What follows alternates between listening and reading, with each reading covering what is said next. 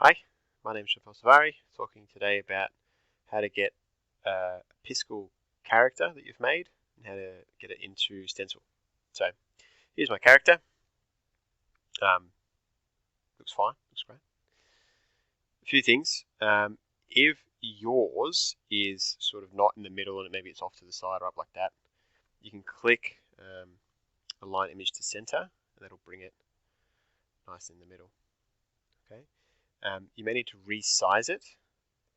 Okay, and if you're resizing, the default is 32 by 32, which is what Nonny is in Stencyl, but Nonny would fill, this entire area, whereas the character I've drawn sort of only really feels like the middle third, maybe. Anyway, I've tried a couple of different ones. What seems to work best for me with my design is about 64 pixels. Just make sure when you're doing this, click the resize canvas content. Okay. If you don't click it, it resizes and it sort of does that. I just use Control Z then to undo that. So we'll click that, we'll put it at 64. Resize, doesn't even look any different, but it's got more pixels in there, so it's a bit more detailed and it fits in Stencyl better. Cool. Now, next thing, you may want to make it look like your character is walking. So what I'll do is I'll duplicate this frame twice. Okay. In this frame, I'm going to use this rectangular selection. I'm going to grab the foot. I'm going to hold down Shift and then click and drag it up. Okay. And you can see there, it sort of looks like he's stamping his foot. I've got 5 frames per second, which seems to be pretty good. You can sort of click and drag it. Make it look different if you want. There we go. I will duplicate this one again, and I'll do the other foot. Or actually, what I'll do, I will duplicate this one, drag it down here, and then I will just flip it. Cool. Sort of moves a little bit, but that's okay, because as you walk, you kind of, go from side to side, so that's all right. Cool, so as far as PIskel is concerned, this character is done. It's ready to go. So you might want to save it so you've got a copy locally. Just call it character. Save as PIskel. It'll go into my downloads. Cool. Now I will export it as an animated GIF. You can see the resolution here. You can always change it here as well. So it's 64 that we put in before. So we download. There it is, character.gif. Now if we go into Stencyl, depending on where you are looking in Stencyl, you might need to go back to your dashboard, actor, Nonny. This is just the completed crash course, which I'd recommend you just go off using that. You can add a new animation. Okay, and you can call it whatever you want. Animation 6 is fine, but let's just call it walking straight because it's not really left or right. Okay, we can add frame. You can adjust the scale here as well. 1x is basically exactly as it looked. 2x, for whatever reason, halves it. It's a bit strange. I don't really understand why it does that. Anyway, choose image.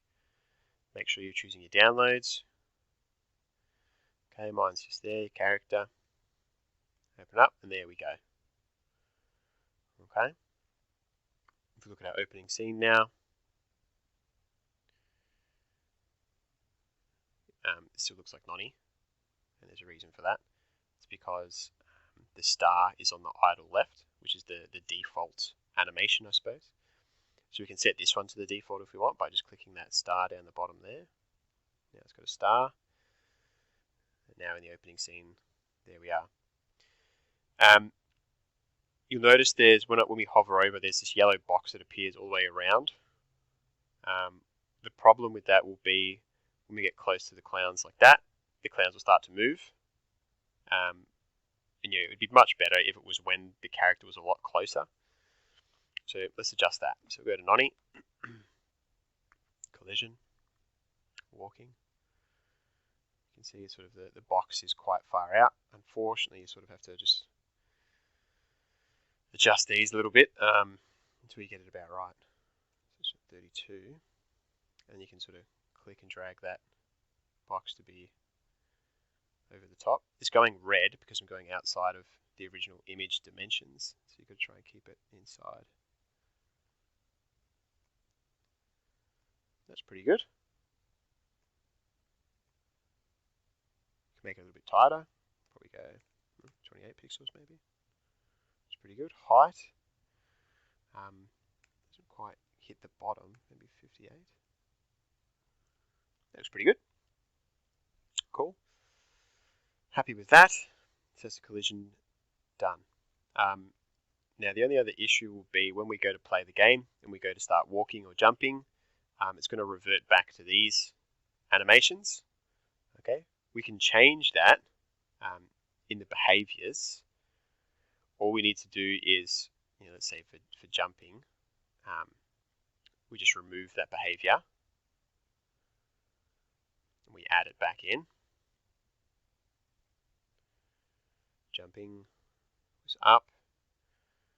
Put in the jump sound. Jump right. I just want it to be just that one animation. It's interesting that it's cutting the head off. Maybe I messed something up somewhere. Don't know. Alright, I'll give that a quick test and we'll just see what happens. Yeah, you want to be testing often as you make these kind of changes, just in case something doesn't work the way you want it to. We can go back and make small adjustments as you go. Just waiting for it to load. So yeah, I mean, obviously, if you've made a walk left and a walk right and all of that sort of stuff, you can put all those in, but you may not want to make 6 different animations because it's quite a lot.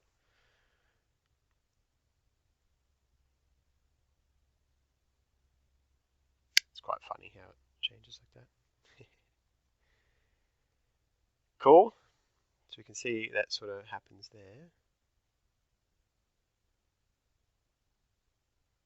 Doesn't really move, but that's okay. It might be to do with the jump behavior. We'll just double check it for walking as well. I'm just going to delete these now. Feel free to make a different animation, but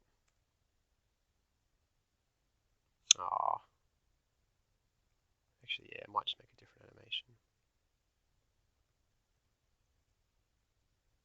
Control Z doesn't work there. That's interesting. Doesn't matter. I'm not using it anyway. We can add back in our character. Again, if you've got a different separate walk right, that's fine. Use that. This one, behaviors, walking, walk right. Right. Cool. Save that. Obviously, we need to do this for the other animations that are there as well. I'm just doing it for right, just to try and make this a bit faster for the video. So just test it to make sure that when he's walking right, it's actually, his feet are actually bouncing up and down.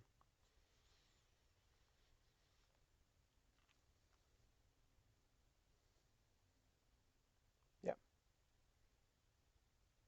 It's kind of floating, and I think that's because we didn't change the collision for right. Yeah, so it's still with that bigger box. So again, yeah, just edit that. What do we have? We had 18 for the X position. We had 28 and 58.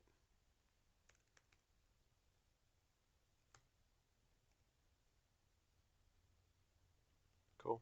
So there's a little bit of work involved. This is why it's probably best to just do one character at a time, one animation at a time. Make sure that's working, and then you can look to add more animations. And then if you want to, you can look to add more characters and that sort of thing as well.